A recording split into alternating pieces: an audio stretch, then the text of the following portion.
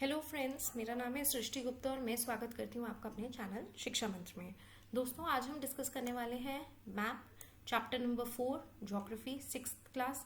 आपने हमारी पहले की वीडियोस देखी होंगी जहाँ पे हम फर्स्ट, सेकंड और थर्ड चैप्टर को ऑलरेडी डिस्कस कर चुके हैं। अब हम 6th स्टैंडर्ड का geography books 4th chapter discuss करने वाले हैं, maps. So take out your books and let's start studying. You have learned in the previous chapters about the advantages of the globe. Globe की advantages को हमने पिछले chapter में बहुत अच्छे से डिस्कस किया था. However, globe has limitations as well. ये भी हम सब जानते हैं. A globe can be useful when we want to study the earth as a whole. That's true. देखिए, ग्लोब से क्या है ना, हमें पूरी अर्थ को जब हमने पढ़ना है तब हम ग्लोब का इस्तेमाल कर सकते हैं. लेकिन अगर हमें ग्लोब के ऊपर पर्टिकुलरली इतने से एरिया को डिस्कस करना है तो ये ग्लोब पे डिस्कस करना मुश्किल हो सकता है. ये सबसे पहला ड्रॉबैक है. सेकंड ड्रॉबैक ये होगा दोस्तों कि अगर हम ये सोचे कि इस ग्लोब को हम हर जगह कैरी कर सकें, वो हम नहीं कर सकते, तो ग्लोब का ये भी एक बहुत बड़ा ड्रॉबैक होता है. But when we want to study only a part of the earth, as about our country, states, district, town, villages, it is of little help. मैं कह रही हूँ ना, इतने छोटे से एरिया को आप कैसे समझेंगे ग्लोब के ऊपर, उसके लिए आपको इसका एक फोकस्ड एरिया चाहिए होगा. तो उसके लिए हम किसको यूज करते हैं? मैप्स को. In this situation we uses maps. In this situation we uses map. अब मैप क्या होता है? A map is a representation or a drawing of earth surface or parts of it's drawn on a flat surface according to a scale. देखिए, map basically होता क्या है? Map होता है स्केल के अकॉर्डिंगली हमने एक एरिया को उधर ड्रॉ कर दिया है. मतलब देखिए, ये एक एरिया है, ठीक है. इतने एरिया को हमने एक मैप पे फ्लैट सरफेस पे अकॉर्डिंग टू द स्केल्स हमने इसको ड्रॉ कर दिया है. इसको बोलते हैं map. Now but it is impossible to flatten a round shape completely. अब हम कंप्लीटली तो उसको फ्लैट नहीं कर सकते, क्योंकि हमें पता है अर्थ ऐसी गोल है ना, it is in a round shape. उसको फ्लैट करके हम कैसे समझेंगे? So we find that maps are useful to us for various purposes. On map, one map shows a small area and few facts. Another map may contain as many facts as big book. When many maps are put together, we get an atlas. अब यहाँ पर आप समझिए Atlas क्या होती है. देखिए, एक मैप हमें कुछ थोड़ी चीजें दिखा सकता है, हम दूसरे मैप में, एक ही मैप में हम सब चीज नहीं देख सकते. That is a problem. ठीक है, अगर हम हर चीज देखना चाहें, हम कंट्रीज देख रहे हैं, हम स्टेट्स देख रहे हैं, फिर हम डिस्ट्रिक्ट्स देख रहे हैं, फिर हम विलेजेस भी देख रहे हैं, हम रोड मैप भी देख रहे हैं, हम रेलवेज भी देख रहे हैं, एक ही मैप में ये सब कुछ देखना बहुत मुश्किल हो जाता है. तो हम हर एक मैप के अंदर एक एक चीज बनाते हैं. जैसे हम एक रेलवे मैप अलग बनाते हैं, हम स्टेट्स का अलग मैप बनाते हैं, हम डिस्ट्रिक्ट्स का, विलेजेस का अलग मैप बनाते हैं, कंट्रीज, कॉन्टिनेंट्स का अलग मैप बनाते हैं. तो ये सब मैप्स को हम क्लब करके एक बुक में रख देते हैं, and that book is called as atlas. At least atlases are the various sizes measurement drawn on the different scales. atlas होती क्या है? वो various sizes की होती है, measurements उस पर different scales में बनी हुई होती है. maps provide more information than a globe. एक ग्लोब से ज्यादा इंफॉर्मेशन आपको एक मैप पे मिलेगी. They are of different types, हर टाइप के मिलेंगे, फिजिकल, पॉलिटिकल, और इन सब के बारे में हम आगे बात करेंगे ही. Some of them are described below, और काफी कुछ नीचे डिस्क्राइब किया गया है. ओके, चलिए सबसे पहले हम देखते हैं physical map. First type of maps, maps showing the natural features of the earth such as mountains, plateaus, plains, rivers, oceans, etc. are called as physical or relief map. देखिए, जहां पर हम नेचुरल फीचर्स की बात कर रहे हैं, जहां पे हमने बीइंग ह्यूमन हमने कॉन्टिनेंट्स को नेम दे दिया, हमने कंट्रीज को कट कर दिया, फिर हमने उसको स्टेट्स में बांट दिया, इन सब चीजों में हमने इन्हें बांट दिया है. तो जब हम इन सब की बात नहीं कर रहे हैं, सिर्फ नेचुरल फिजिकल फीचर की बात कर रहे हैं, तो वो फिजिकल मैप में आएगा. Okay, then we'll come to the second one is the political maps. Political maps वो होते हैं जहां पे हम cities को देखते हैं, towns, villages को देखते हैं, जहां पे हम different countries की states को देख रहे होते हैं, उसे हम बोलते हैं political maps, जहां पे हम boundaries की बात कर रहे होते हैं. Okay, Then comes the thematic maps. What is thematic maps? Some maps focus on a specific information such as road maps, rainfall maps showing different distributions of forests, industries etcetera known as thematic map, जहां पे हम theme दे दिया कि particular हम railways की बात कर रहे हैं या हम पर्टिकुलर विलेजेस की बात कर रहे हैं या हम रेनफॉल की बात कर रहे हैं, उनको हम बोलते हैं thematic maps. Now suitable titles are given on the basis of the information provided in these maps. ठीक है, और सुटेबल टाइटल के अकॉर्डिंगली हम बेसिक इन्फॉर्मेशन देते हैं. यानी कि अगर हम रेनफॉल मैप की बात कर रहे हैं तो उसके अंदर हम फॉरेस्ट नहीं दिखाएंगे, हम सिर्फ रेनफॉल की बात करेंगे. Okay, now these are the 3 components of map. अब कंपोनेंट्स ऑफ मैप मतलब आपको एक मैप में क्या क्या देखने को मिलेगा. एक, आपको उसमें डिस्टेंस देखने को मिल सकता है, आपको डायरेक्शंस मिलेंगी और आपको सिंबल्स मिलेंगे. ये 3 चीजें जो आपको हर एक मैप में देखने को मिलेगा ही मिलेगा. Now let's discuss them one by one. First is the distance. Maps are drawings which reduces the entire world or a part of it to fit on a sheet of paper. Obviously आपने देखा India कितनी बड़ी है, इतनी vast country है, उसको हम एक छोटे से पेपर पे कैसे उतार देते हैं, क्योंकि हम उसकी ड्राइंग को, एक पूरे वर्ल्ड की ड्राइंग को हम उसको छोटे डिस्टेंस में कवर कर देते हैं. और we say that maps are drawn to reduce the scales. ठीक है, मैप हम बनाते इसीलिए ना, क्योंकि अगर हम पूरी कंट्री को देखना चाहें तो हम देख ही नहीं सकते कभी भी एक बारी में. तो उसको हमें कैसे देख सकते हैं? ऑन द मैप, जब हम स्केल को रिड्यूस कर देते हैं. जैसे कि मैं आपको समझाती हूँ, जैसे कि आप ये पिक्चर देख रहे हैं, अगर मैं इसका स्केल बढ़ाऊं तो इतना बड़ा हो जाएगा, राइट, और मैं इसको कम करूं तो ये इतना हो जाएगा कि मैं एक पेज को एक ही पोस्चर में, एक ही बारी में पूरा पेज देख सकती हूँ. Okay, but this reduction is done very carefully so that the distance between the places is real. और ये इसको बहुत ध्यान से किया जाता है ताकि जो डिस्टेंस है, the actual distance between the countries, between the states, between the villages, वो actually आपको दिखे. तो उस स्केल के अकॉर्डिंगली उसको हम कम करके ड्रॉ करते हैं. It can be only possible when a small distance on a paper represents a large distance on a ground. और ये सिर्फ तब पॉसिबल होता है जब हम एक बहुत बड़े ग्राउंड के, एक बहुत बड़े लार्ज डिस्टेंस को हम छोटे में करके दिखा रहे होते हैं. That is what we call a map. Therefore a scale is chosen for this purpose. और इस पर्पस के लिए, उसको छोटा करने के लिए हम एक स्टैंडर्ड स्केल चूज कर लेते हैं. देखिए, स्टैंडर्ड स्केल का बेसिक मतलब क्या होता है ना, जैसे हम बोलते हैं कि 1 kg जो होता है वो किसके बराबर होता है, वो 1000 ग्राम्स के बराबर होता है, ये हम जानते हैं. ठीक है, तो ये हमने एक स्टैंडर्ड स्केल फिक्स कर दिया for the measurement. Similarly for the map also we fix the scale.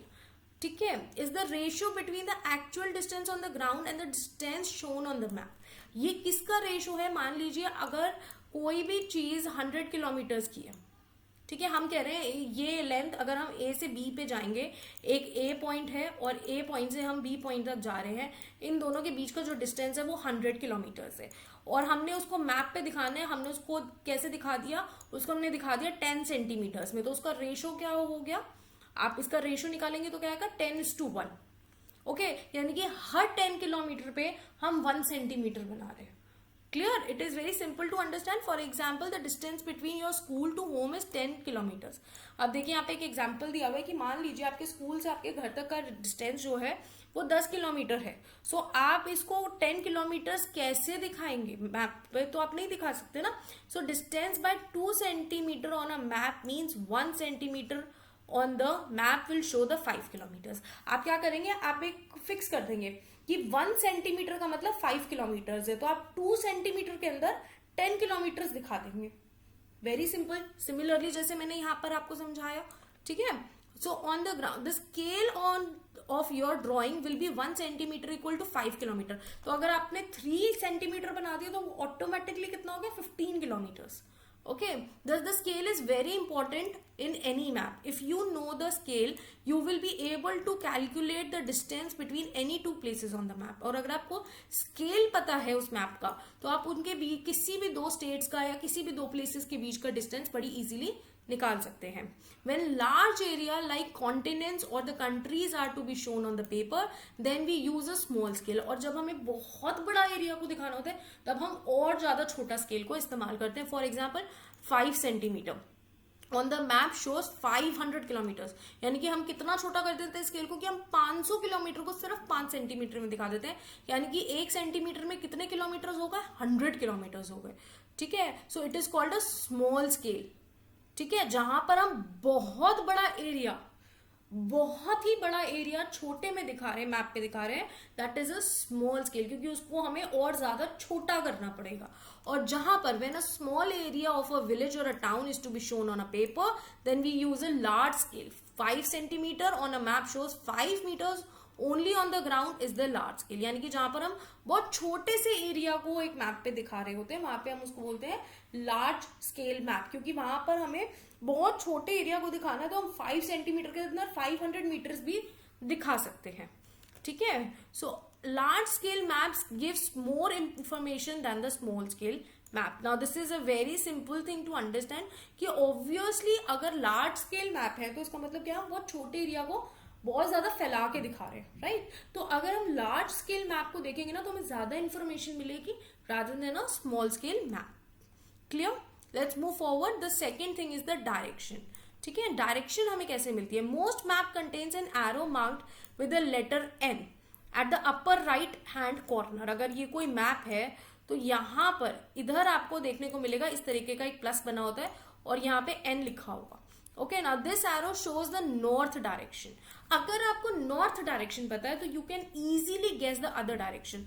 C, this is the basically what it is.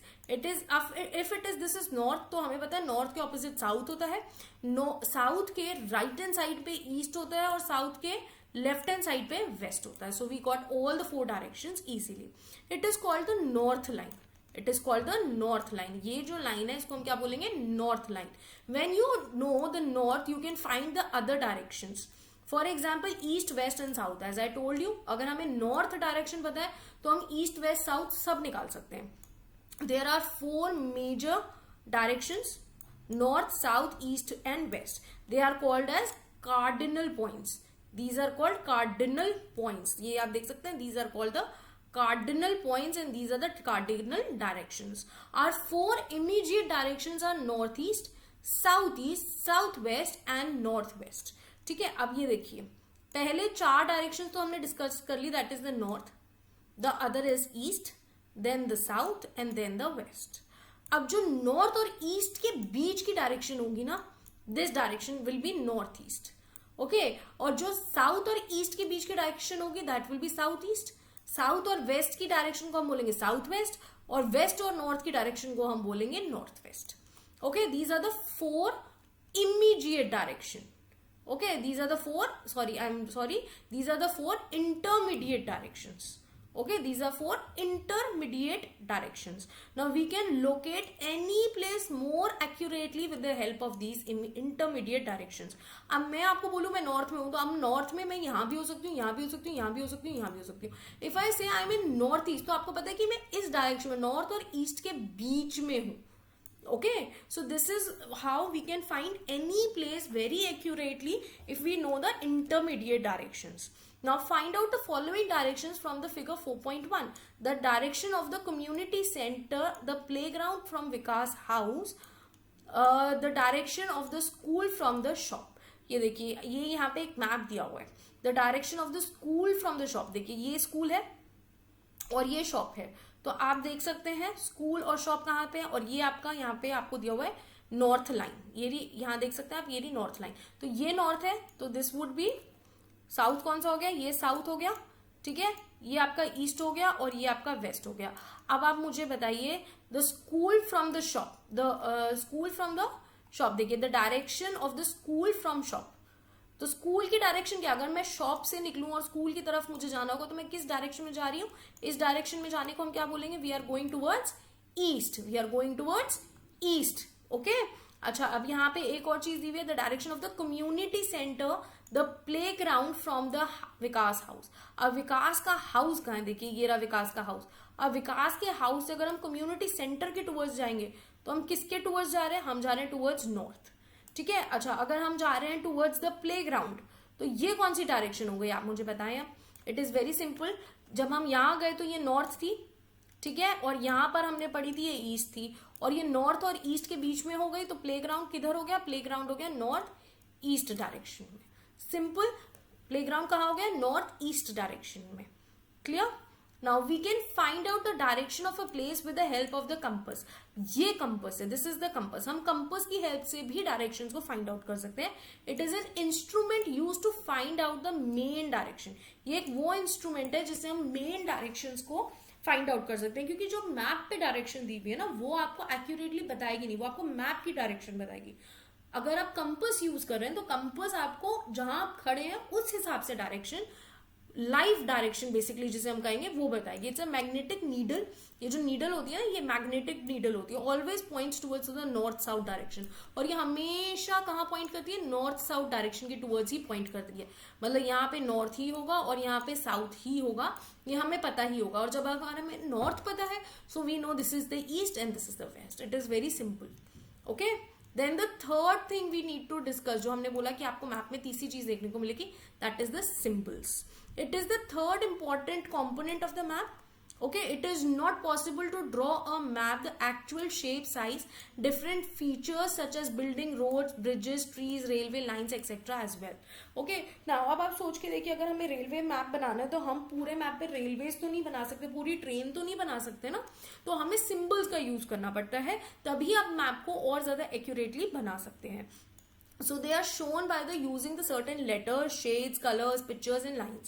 These are called the symbols, give a lot of information in the limited space. और limited space में ये हमें बहुत ज्यादा अच्छी information दे पाती है। With the use of these symbols, map can be drawn easily. और इन symbols की help से ही हम maps को ज्यादा easily draw कर पाते हैं and are simple to read. और ये हमारे लिए पढ़ने में भी उतनी ही आसान हो पाती है। Even if you don't know the language of an area, therefore can not ask someone for the direction, you can collect the information from the map with the help of these symbols. देखिए जैसे कि यहाँ पे symbols दिए हुए हैं। अब मान लीजिए मेरे को कहीं पर मैं कहीं बाहर गई हुई हूँ, मुझे पुलिस स्टेशन जाना है। सो पुलिस स्टेशन का सिंबल क्या होता है? PS। ठीक है, अब मैं किसी ऐसी कंट्री में हूँ, मैं चाइना जैसी कंट्री में हूँ, मुझे चाइनीज आती नहीं, मैं किसी से कैसे पूछूं? So with the help of these symbols I can use, मैं मैप को यूज करूंगी और इन सिंबल्स के थ्रू मैं ये पता कर सकती हूँ कि पुलिस स्टेशन कहाँ है। मुझे किसी से पूछने की जरूरत नहीं पड़ेगी या मुझे डायरेक्शंस के लिए प्रॉब्लम क्रिएट नहीं होगा if I don't know the language और any person over there. So maps have the universal language. Maps के पास क्या होता है? मैप्स के पास यूनिवर्सल लैंग्वेज होता है that can be understood by all. मतलब ऐसा नहीं है कि आप इंडिया का मैप लेंगे तो वहां पे पुलिस स्टेशन का मतलब PS है, और अगर आप चाइना का मैप लेंगे तो वहां पे उसका मतलब कुछ और हो जाएगा। ऐसा नहीं होगा। It is a universal language. There is an international agreement regarding the use of these symbols. और ये एक इंटरनेशनल अग्रीमेंट के अंडर है, यानी कि कोई भी कंट्री इन सिंबल्स को चेंज करके कोई और सिंबल अपने मैप में नहीं लगा सकती है। These are called the conventional symbols. These are called the conventional symbols. जो आप यहाँ पे इस फिगर में देख रहे हैं, ये ही सिंबल सारी कंट्रीज यूज करेंगी, इसे हटा के वो कुछ और यूज नहीं कर सकती हैं। Now various colors are used for the same purpose. इसी काम के लिए हम अलग अलग कलर्स का भी यूज करते हैं। For example blue is use for showing the water bodies. अब कोई भी कंट्री ग्रीन कलर करके अपने मैप में ये नहीं दिखा सकती जी ये यहाँ पे ओशन है या ये यहाँ पे रिवर है, ये नहीं आप कर सकते। Blue is for the water bodies, brown is for the mountains, yellow for the plateaus and green is for the plain. ठीक है, तो ये यूनिवर्सल है। ओके, और इनको हमने क्या बोला है? Conventional symbols. ये सब जन मानते हैं, हर कंट्री में आपको सेम सिंबल्स देखने को मिलेंगे। जैसे यहाँ पर आप देख सकते हैं, these are the symbols. Okay, यहाँ पे आप देख सकते हैं blue is the river, these brown colours are the mountains, the green is shown with the trees. ये PS लिखा है तो इसका मतलब क्या हो गया? यहाँ पे पुलिस स्टेशन है। This line shows you that this is a this line shows you a railway track. यहाँ पे बंद है, ये इसको देख के आप बता सकते हैं this is a church. Okay, so ये ब्लू के साथ आप बता सकते हैं this is a small water body, this is a school. ठीक है, सो ये सिंबल्स हैं जो सभी यूज करते हैं। You can not deny them to do that. Okay, then moving forward, the sketch. A sketch is a drawing mainly based on the memory and spot observation and not to scale. Now अब sketch और एक map में फर्क होता है।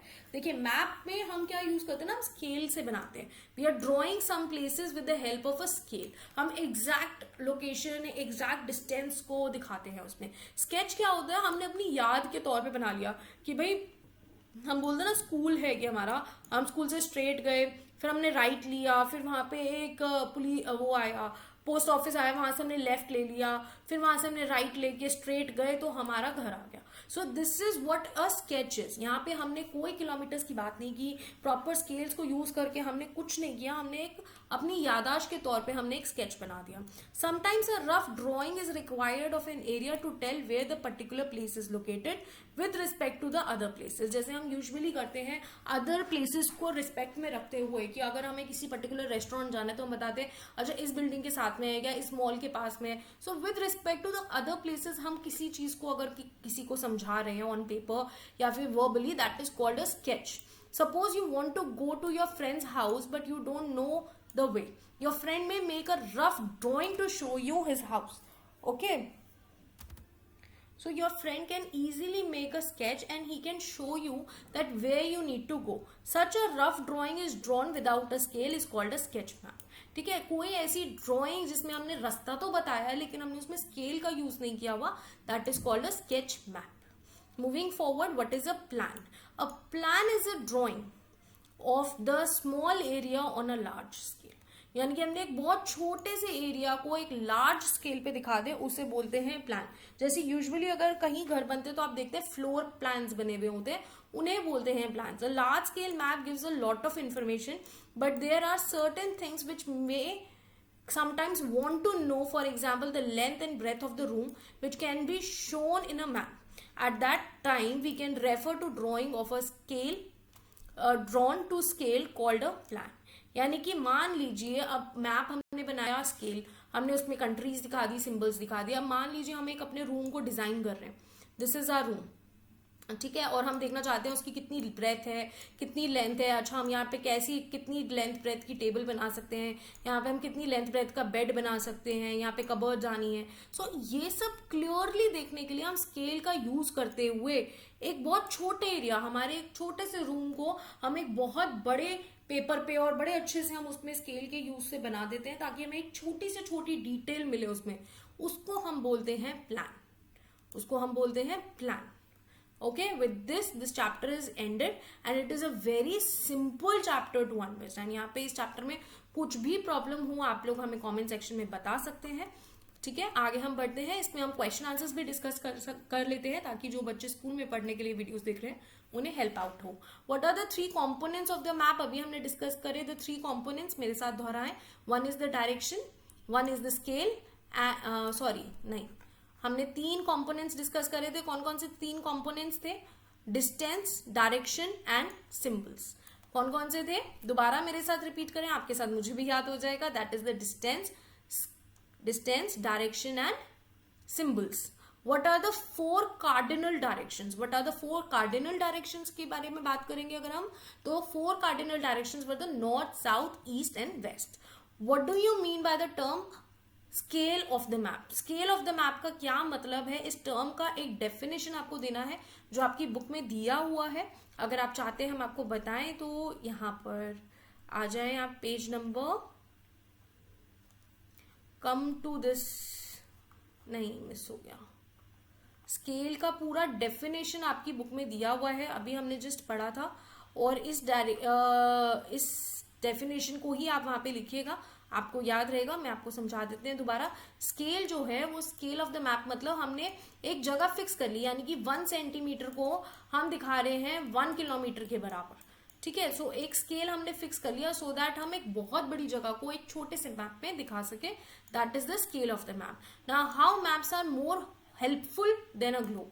अब globe के comparison में मैप्स ज्यादा हेल्पफुल क्यों होते हैं? क्योंकि हमें ज्यादा इंफॉर्मेशन दे पाते हैं, क्योंकि ये लार्ज स्केल मैप्स भी हम बना लेते हैं, हम स्मॉल स्केल मैप्स भी बना पाते हैं, ये हमें ज्यादा इंफॉर्मेशन दे पाते हैं, इसीलिए ग्लोब से ज्यादा बेहतर हमारे लिए मैप्स होते हैं। ये हमें डायरेक्शंस बहुत इजीली बताते हैं, ये हमें डिस्टेंस बहुत इजीली बता पाते हैं, इसीलिए हम मैप्स का यूज करते हैं।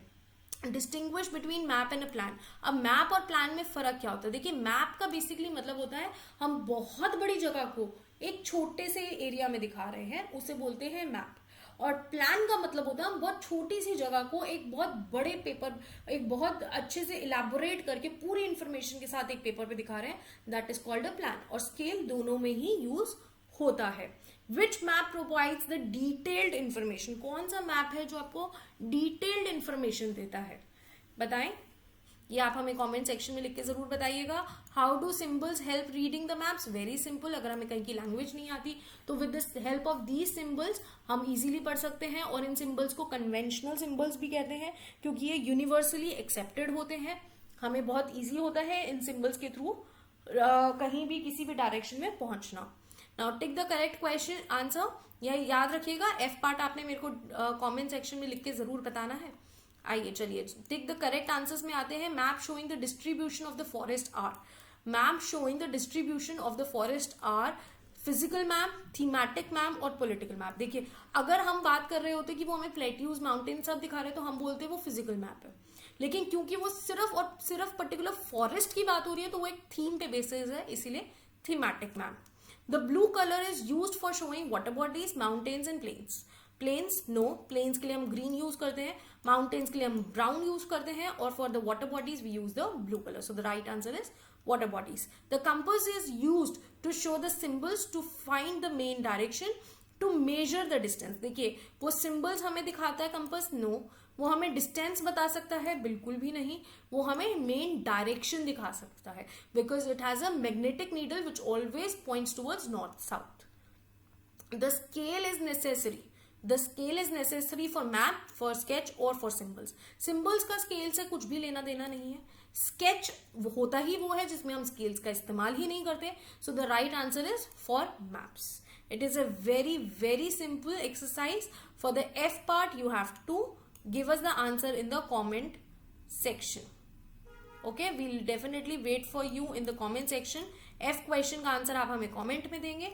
Rest we have discuss the whole chapter. I hope आपको चैप्टर समझ में आया होगा। इस चैप्टर से रिलेटेड और कोई भी क्वेरीज हो तो आप हमें कमेंट सेक्शन में लिख के जरूर बताएं।